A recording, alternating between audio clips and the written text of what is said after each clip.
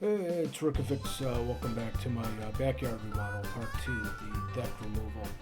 I had painted this deck a couple years ago with that Restore paint, and the Restore paint has a bunch of sand in it.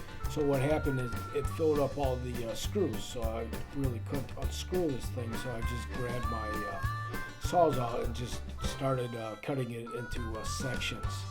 I had left the floorboards on the 2x10s because I just ordered a larger dumpster, so I wouldn't have to take all those boards off. And I'm also building a cabana, so I also saved a bunch of those 2x10s.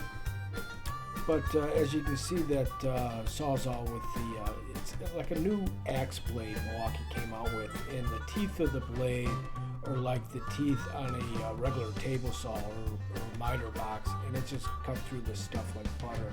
It was really easy. I think it probably took me about 2 days to knock all this out. I had left the border still up there so the dogs wouldn't get in there, and I had rebuilt the remaining part of the deck, but unfortunately I cannot find that micro card. They make those things so goddamn small, I lost it somewhere. But you'll be able to see that finished deck when I preview my third and fourth and fifth part of this series. So I had pretty much thrown everything in the center here, and then I ordered my, I think it was a 20-yard dumpster, and I just grabbed the wheelbarrow and just started moving stuff. It went pretty quick, you know. It wasn't that bad. It was probably 3 or 4 days in total to cut this thing down and remove it and throw it in the dumpster.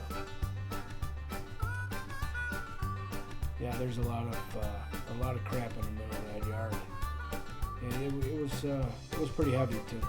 But you know, it's October here in Chicago, and the weather has just been phenomenal. This whole time, I think it was like 80 degrees.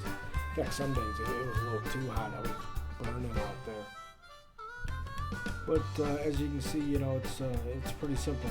All you gotta do is cut it up with the Sawzall and just get it the hell out of there. From taking that wheelbarrow back and forth, I've put a pretty good groove in their yard. I don't know if I'm gonna do a little walkway there or not, or just fill it up with some dirt and resod it.